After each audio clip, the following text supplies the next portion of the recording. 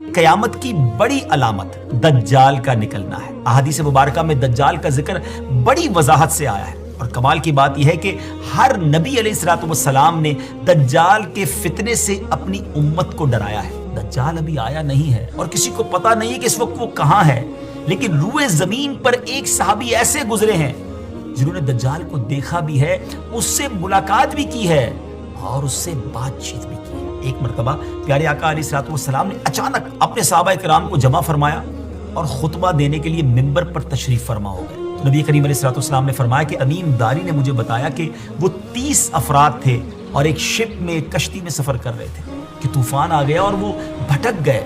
تقریباً مہینہ بھر وہ سمندر میں گھومتے رہے اور ایک دن سورج غروب ہونے کے وقت ایک نامعلوم آئلینڈ پر پہنچے۔ انہیں وہاں سیاہ رنگ کی مخلوق نظر آئی جس کے جسم پر بال بہت زیادہ تھے۔ انہوں نے اس سے پوچھا کہ تم کون ہو؟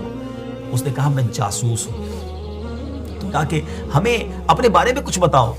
اس نے کہا کہ نہ میں تمہیں کچھ بتاؤں گا نہ تم سے کچھ سنوں گا، تم اس بت خانے میں جاؤ، وہاں ایک شخص تمہارا بڑی بے چینی سے ویٹ کر رہا ہے، وہی تمہیں کچھ سنائے گا بھی بتائے گا بھی۔ پھر وہ سب اندر چلے گئے۔ وہاں ایک شخص سختی کے ساتھ زنجیروں میں جکڑا ہوا تھا۔ اس نے پوچھا کہ تم لوگ کون ہو اور کہاں سے آئے ہو؟ جواب دیا کہ شام سے آئے ہیں۔ اس نے پوچھا کہ عرب کا کیا حال ہے؟ اور ایک شخص وہاں پیدا ہونا تھا، اس کا کیا حال ہے؟ یعنی نبی پاک علیہ الصلوۃ والسلام کے بارے میں پوچھا۔ صحابہ کرام نے کہا کہ وہ اچھے حال میں ہیں اور ابتدا میں ان کی مخالفت ہوئی، مگر اب تو تمام عرب پر وہ غالب ہو گئے ہیں۔ اس نے کہا اچھا زغر کے چشمے کا کیا حال ہے؟ انہوں نے جواب دیا کہ وہ بھی اچھی حالت میں ہے، لوگ اس سے پانی پیتے ہیں، اس سے کھیتی باڑی بھی کرتے ہیں۔ پھر اس نے پوچھا کہ عمان اور بیسان کی کھجوروں کا کیا حال ہے؟ انہوں نے کہا کہ اس میں ہر سال پھل آتے ہیں۔ یہ سن کر اس شخص نے 3 چیخیں ماری اور بولا کہ میں دجال ہوں۔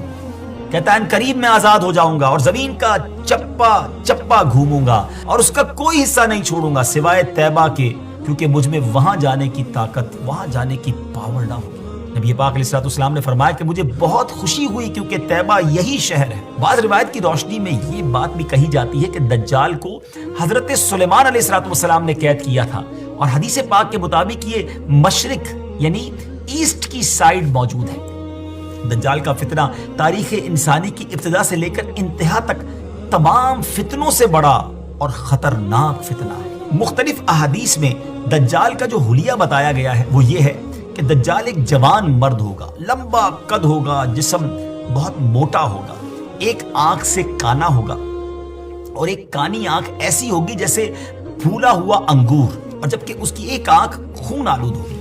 اس کا سینہ چوڑا ہوگا اور ذرا سا اندر کی طرف دھسا ہوا ہوگا۔ دجال کی پیشانی چوڑی ہوگی اور دونوں آنکھوں کے درمیان کاف فا را یعنی کافر لکھا ہوگا۔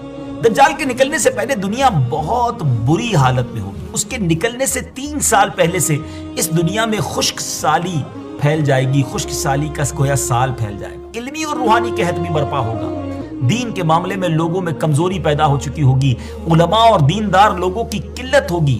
تب دجال ایسٹ کی سائڈ سے اصبہان یا خراسان نامی شہر سے نکلے گا اور زمین پر 40 دن رہے گا، جن میں سے ایک دن 1 سال کے برابر ہوگا، اور ایک دن 1 ماہ کے برابر، اور اگلا دن 1 ہفتے کے برابر، جبکہ باقی دن سال کے عام دنوں کی طرح ہوں گے۔ اس مدت میں دجال اپنے گدھے پر سوار ہو کر ساری دنیا کا چکر لگائے گا۔ دجال کے ان فتنوں کی وجہ سے اہل ایمان سخت پریشان اور تنگی کے عالم میں بھاگ کر دخان نامی ایک پہاڑ میں پناہ لیے ہوئے ہوں گے، لیکن دجال ان کا پیچھا کر کے پہاڑ کا گھیرا کرے گا۔ تب اللہ پاک حضرت سیدنا عیسیٰ علیہ نبینا علیہ الصلوۃ والسلام کو نازل فرمائے گا۔ جب حضرت عیسیٰ علیہ الصلوۃ والسلام اس دنیا میں آ جائیں گے تو ان کو دیکھتے ہی دجال ایسے گھلے گا، میلٹ ہوگا، جیسے پانی میں نمک گھلتا ہے، میلٹ ہوتا ہے۔ آپ علیہ الصلوۃ والسلام دجال کو مقام لد پر قتل کریں گے اور اس کے فالوورز میں سے ایک بھی کسی کو بھی زندہ نہیں چھوڑیں گے۔ یہ فتنہ بہت شدید ہوگا ناظرین۔ نبی پاک علیہ الصلوۃ والسلام نے فرمایا جو سورہ کہف کی پہلی 10 آیتیں یاد کرے گا دجال کے فتنے سے محفوظ رہے گا۔